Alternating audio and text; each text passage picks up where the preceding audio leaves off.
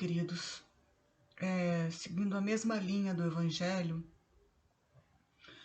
hoje eu vou falar sobre o capítulo 7, maravilhoso, ao meu ver. Bem-aventurados os pobres de espírito. E o que se deve entender por pobres de espírito? No Evangelho diz assim: a incredulidade zombou desta máxima: bem-aventurados os pobres de espírito, como tem zombado de muitas outras coisas que não compreende.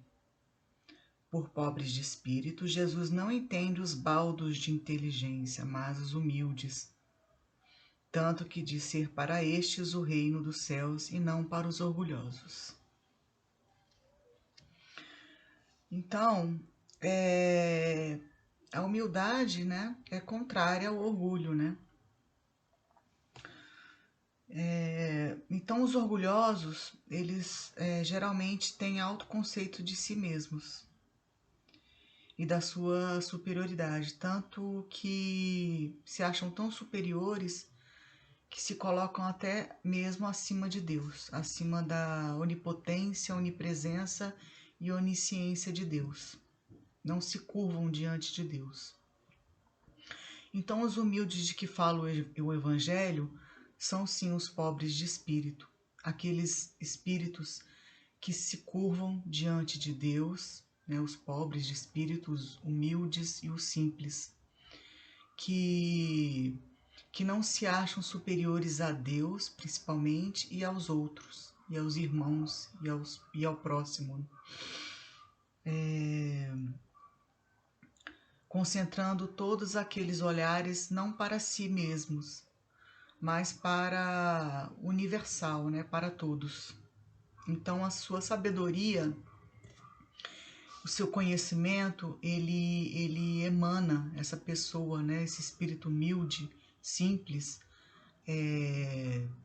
desprovido de orgulho. Ele se curva diante da grandeza de Deus, da grandiosidade de Deus, não se sobrepõe a nenhum de seus irmãos, né, porque todos são filhos do mesmo Pai, e tem a fé necessária naquele ser que é o maior de todos, né, que é o próprio Deus. Porque Deus nos fez simples e ignorantes, a todos nós. E Ele deu a lei do progresso para que a gente pudesse evoluir, né, no planeta Terra. A cada reencarnação que a gente possa evoluir como ser humano, moral e espiritualmente falando. Mas também tem o progresso intelectual. Então Ele nos deu a inteligência, ferramentas necessárias para a gente evoluir intelectualmente falando. Mas que a gente exteriorize esse conhecimento para o auxílio nosso, né? Porque primeiramente é nosso auxílio, né? Para que a gente evolua, porque a gente, querendo a evolução do outro, a gente está evoluindo também, né? Sem egoísmo, sem orgulho. E esses humildes, quando têm conhecimento, eles passam esse conhecimento para outras pessoas, em auxílio do próximo, né? Em auxílio ao próximo.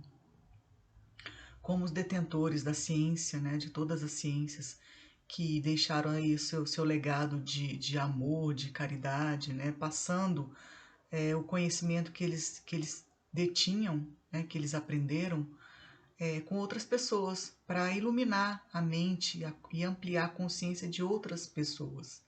Então, essa ferramenta que Deus nos deu, que é a nossa inteligência, que seja utilizada através do nosso livre-arbítrio para fazer o bem e não para fazer o mal.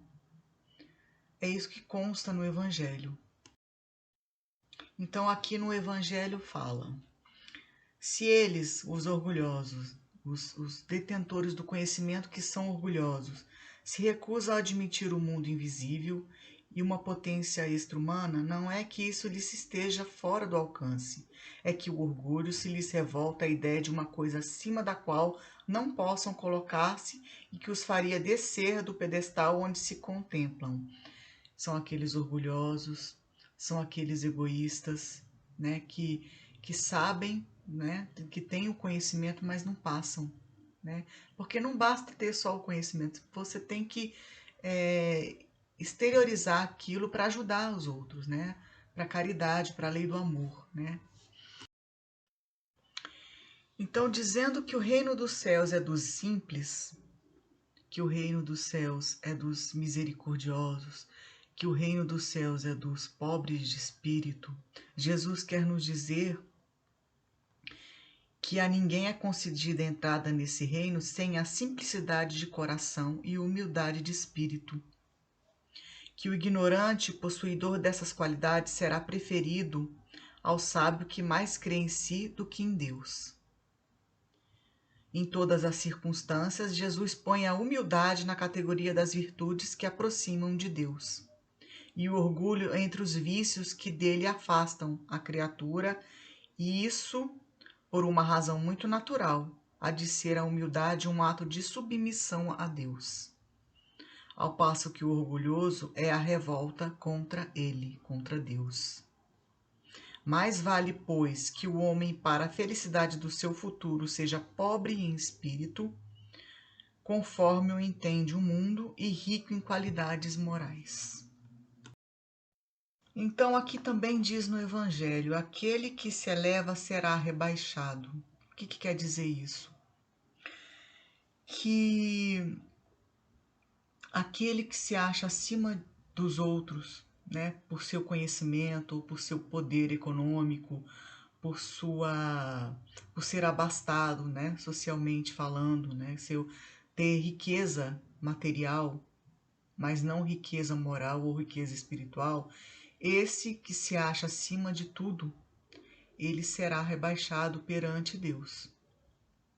Porque o reino dos céus é dos humildes e dos simples e dos pobres de espírito. Esses orgulhosos, esses egoístas, esses com ar de superioridade, que se acham acima de todos, eles serão rebaixados.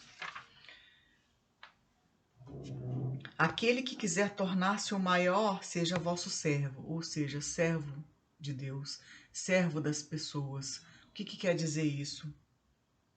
Aquele que quiser ser o primeiro entre vós, seja o vosso escravo. Do mesmo modo que o Filho do Homem não veio para ser servido, mas para servir e dar a vida pela redenção de muitos.